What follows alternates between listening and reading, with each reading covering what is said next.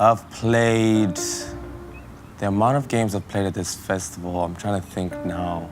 I've played one game. I have played one game. I have only played one game so far. I've been playing a game on my phone when I get to the hotel. I need to zone out.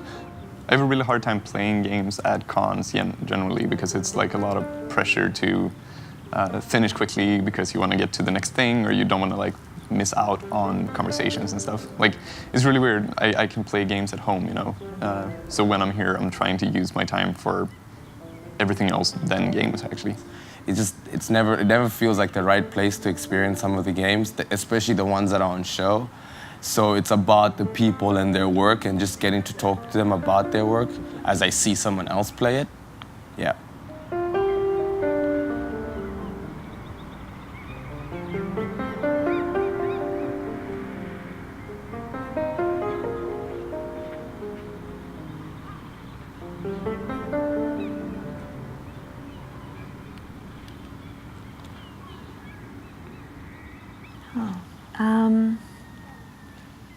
I go to games festivals because I was invited. I want to meet as many game developers as possible and meet as many game development communities as possible, just to see like what are the differences and similarities between the different communities. Not necessarily social, but cultural, but not about the game specifically, but the conversation going on around them. Like, because I've always been a AAA developer until a couple years ago, and so I just wanted to learn everything I could about the indie community and how to move through it and how I can achieve what I want to achieve in it.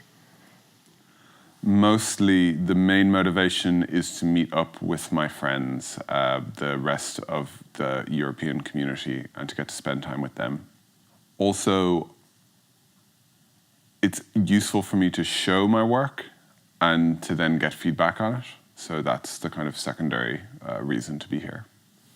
I also go to more techie crowds and more the art world crowd. So it's interesting for me to see how different kinds of crowds respond to my work. But as for, the social aspect of it is also very important to me. But, I mean, there's a double-edged sword to that, the friends that I make and that I have, I'm here to see them, but then it's also incredibly useful having those friends because they can help me find the team members that I need to find or solve the problems that I need to solve. That's not why I have those friends, but it's a nice side effect. You always come up with excuses for why you can't in the beginning. You're always like, oh no, I don't have it in my budget. Like it's too complicated. I don't really have don't have anything to show there. You think, oh yeah, but that's all in your head. You can always find a reason to go. I think you can always. So my thing is to make sure that I speak at these conferences. So then I have a business excuse. Sometimes they pay for the flight or accommodation if I'm really lucky.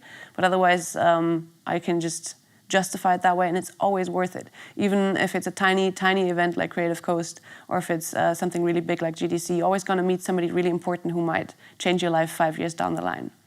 But sometimes I think that not all events are absolutely mandatory to be at. So I think that the video games industry is kind of slowly straying away into a show business kind of tradition where there are lots of shows and there's a lot of tiredness and no game development time actually.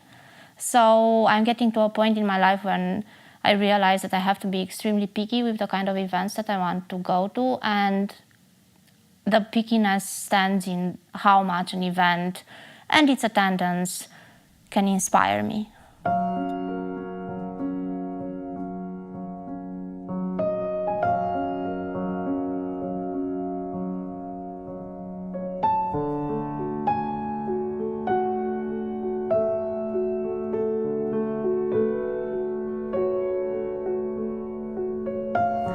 Karlshamn is a very remote, small place. It's very far away from everything.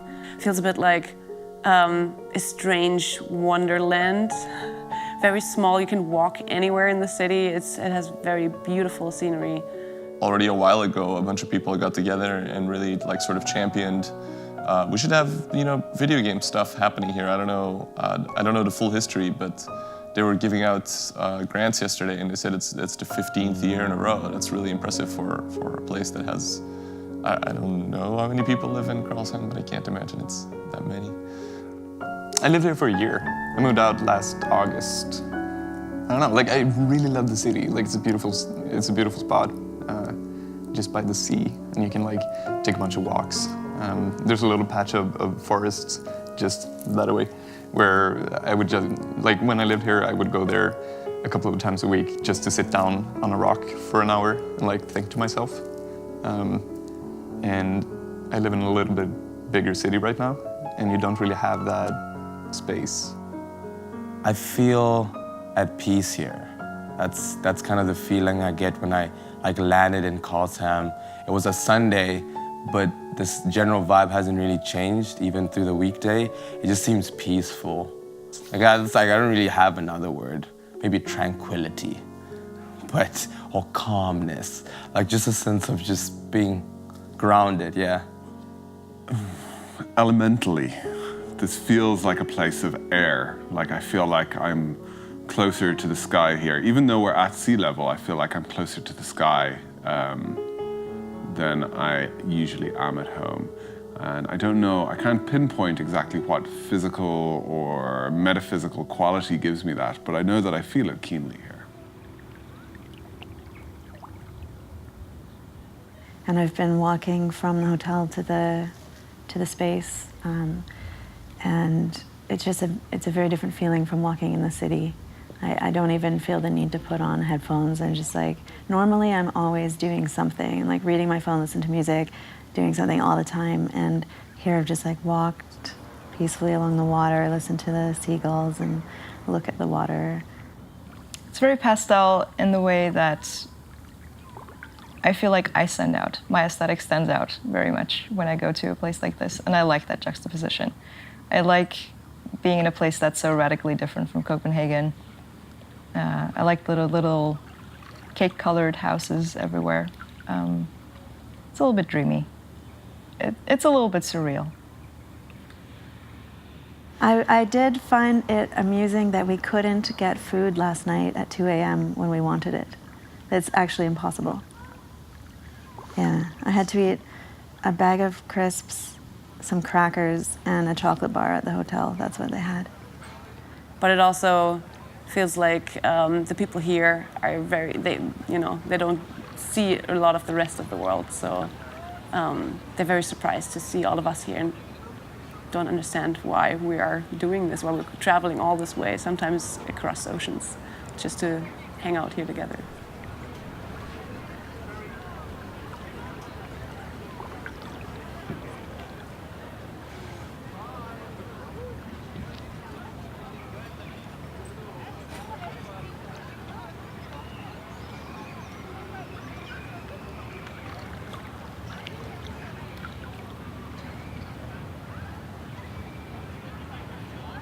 It's actually translated very well into the festival, because I was thinking about it the other day, that it's calm. Like, I mean, a lot of other festivals, there's a lot of music, there's a lot of people, and yes, there's a bunch of people here, but it's really calm and relaxing. There's some nice couches. A lot of conferences you come away from and feels like you missed half of the things, or even more, you know. But here it feels like you actually get to see the things that you want. When I walked in, I was like, how come no one's checking my name or my badge or something? And I just walked into the first talk I went to Gemma's talk, and I was like, then I discovered later that it was free, and I was like, oh, that's really cool. It's a really good place for socializing with people who want to be themselves, who take off their masks for a while.